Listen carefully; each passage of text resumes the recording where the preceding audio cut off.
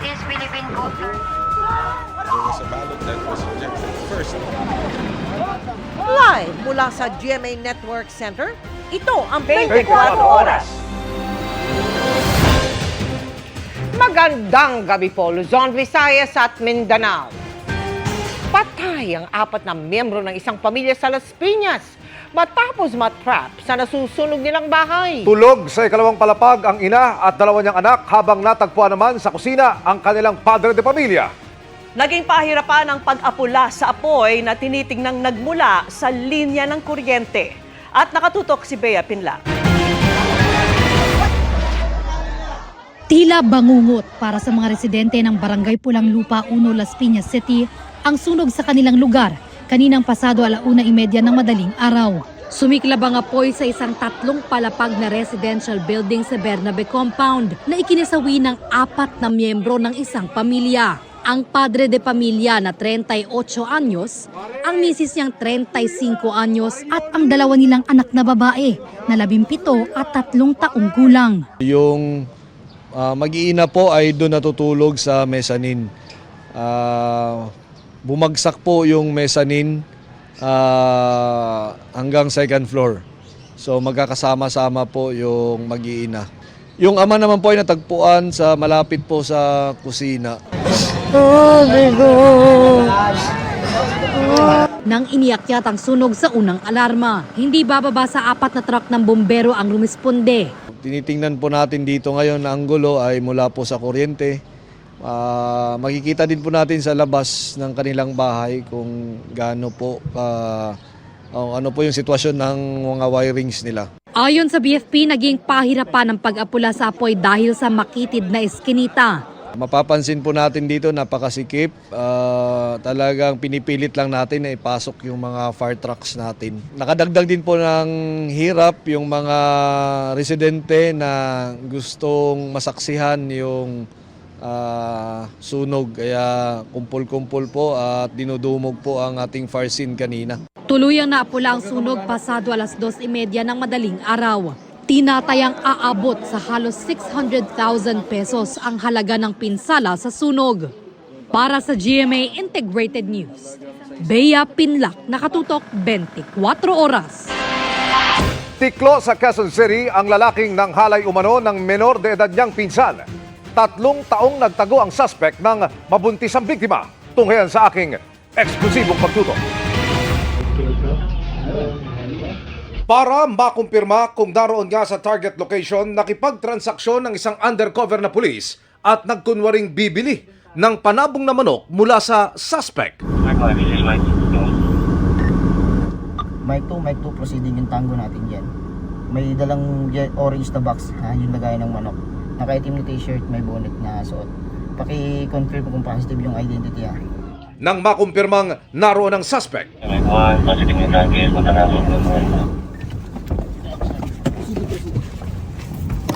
pagdating sa dulo ng eskinita,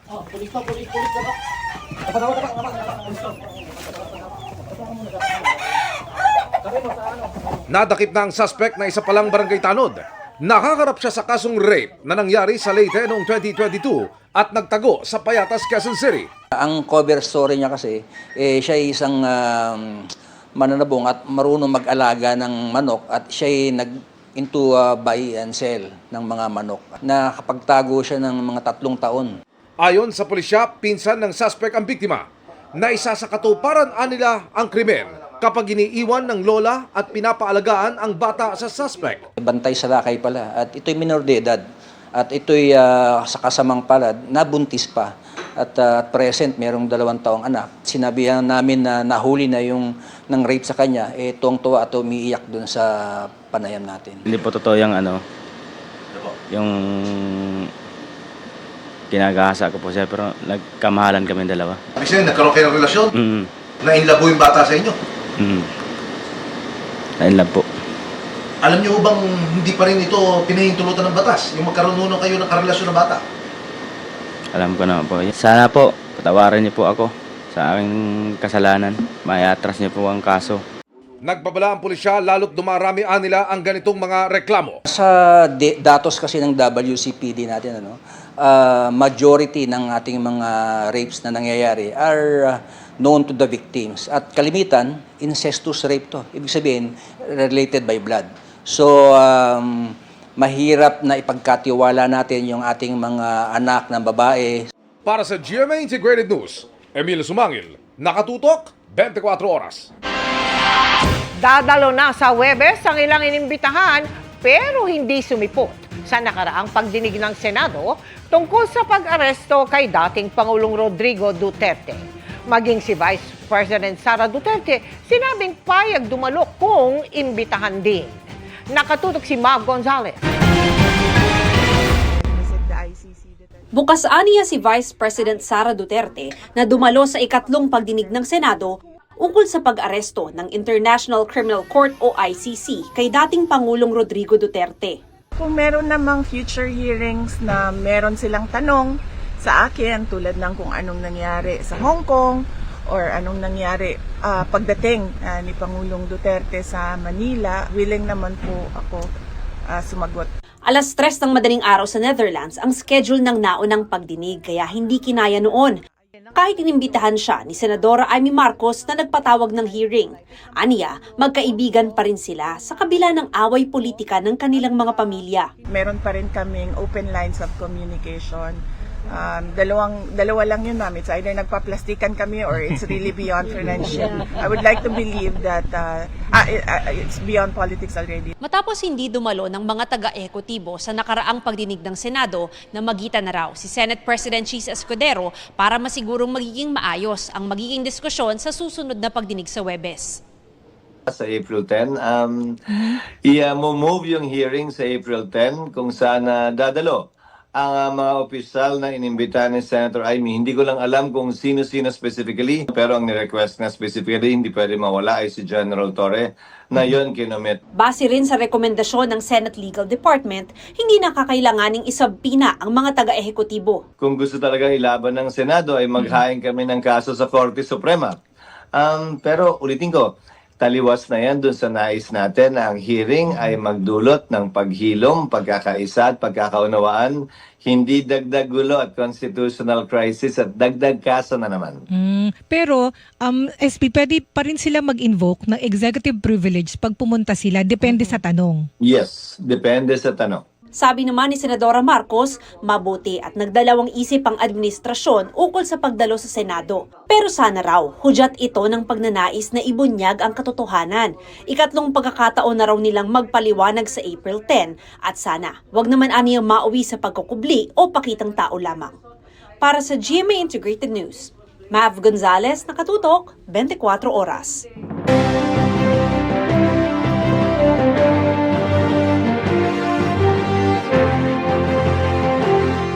Pinagpapaliwanag ng COMELEC si Batangas gubernatorial candidate J. Manalo Ilagan dahil sa pahayag laban sa katunggaling si Vilma Santos Recto. Nakatutok si Sandra Aguinaldo. Napanood na ng COMELEC ang usap-usapang tugon ni Batangas gubernatorial candidate J. Manalo Ilagan sa tapatan nila ngayong eleksyon ni dating Batangas Governor Vilma Santos Recto. Ang aking kalabay isang Vilma Santos laang nalaos na. Hindi ako takot. Kung si Catherine Bernardo at si Andrea Brillantes ay takot ako. Pero Vilma Santos, ang kanyang marami naman sa mga fans niyan ay namamahinga na rin. Ang iba naman ay hindi na rin, siyempre, nasa edad yan. Sa pahayag niyang ito, inisyuhan ng show cause order ng COMELEC si Batangas gubernatorial candidate J. Manalo Ilagan.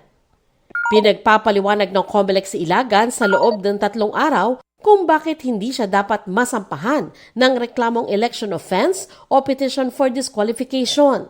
Binibigyan sila ng pagkakataon ng COMELEC na masagot yung mga paratang po sa kanila. Kung sakaling makita ng task force natin na dapat siyang kasuhan ng disqualification or election offense, yan po yung susunod na at dyan po magkakaroon ng formal na pagpapasagot sa kanya sa pamamagitan ng pag-i-issue ng summons. Si Santos Recto naman, walang direktang sagot sa binanggit ni Ilagan, pero naglabas siya ng pahayag na nagsasabing tuloy lang ang kampanya nila sa Batangas. Para sa GMA Integrated News, Sandra Aguinaldo, nakatutok, 24 oras. Fully booked na ang ilang ruta ng bus na nanggagaling sa Parañaque Integrated Terminal Exchange o PITX. Kabilang diyan ang ilang nakaschedule para sa Semana Santa. Nakatutok si Dano Tingkuko. May mga inabutan na ako sa Parañaque Integrated Terminal Exchange na biyaheng Bicol kung saan sila magsesemana Santa. May trabahong gagawin siya doon, kaya napaaga. Bakasyon po. Wala nang pasok ang mga bata eh. Para konti pa lang yung mga babiyahe. Para maluwang, para maaga kaming makauwi sa amin. Maraming nagmaaga lalo't holiday ang araw ng Kagitingan sa Miyerkules. Bukod sa may holiday na sa in-between, no? Kaya naman baka na mapaaga yung pag-uwi ng ating mga kapuso. Meron pang ibang mga sineselebrate yung mga kababayan natin katulad nga ng mga moving up ceremonies. Kaya sa tingin natin, ang pagtaya natin magmula April 9 hanggang sa April 23, no? Makakaranas tayo ng matinding bilang ng mga pasahero. At bagamat maluwag pang tingnan ang terminal kanina, kung booking ng mga busang pag-uusapan, may mga rutang nagkakaubusan na. Tulad ng aircon bus papuntang Bulan, Sorsogon. Kaya nga si Edna na uuwi roon para sa graduation ng anak sa ordinary bus gugugulin ng 14 na oras niyang biyahe. Okay lang. Kasi yun na ang ticket na inisyu sa akin. Kesa wala ka talaga Walang masakyan. Mas maluwag ngayon. Mas kunti ang pasahero kaysa noon kasi dito pa minsan natutulog yung mga mga pasahero. Kagabi pang fully booked naman ang mga biyahe pa Camarines Norte, Camarines Sur at Albay mula Lunes Santo hanggang Huwebes Santo. Kahit nga sa ordinary bus, may fully booked na rin mga biyahe pa Sorsogon at Albay.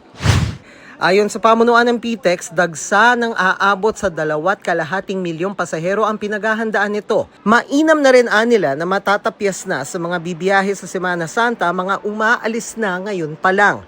Pero kahit magsabay-sabay pa mga pasahero, siniguro ng PTEX na sapat at tuloy-tuloy ang dating at alis ng mga bus para walang matenga. Nakikipag-coordinate tayo sa mga local government units, sa tollways, and of course sa ating mga traffic agencies. So sa ganun, at least, no, at the very least, tiyakin na maayos yung ingress and egress ng mga bus natin sa Metro Manila. O sa ganun, masundo, mahatid yung mga kababayan natin na efficient. Para sa GMA Integrated News, Dano Tingkuko, nakatutok, 24 oras. Umarangkada na ang joint military exercises ng Pilipinas at Amerika kung saan kalahok ang FA-50 jets ng Pilipinas na ilang linggong grounded dahil sa pagbagsak ng katulad na modelo sa Bukidnon.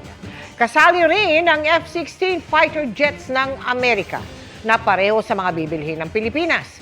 Nakatutok si Chino Gaston.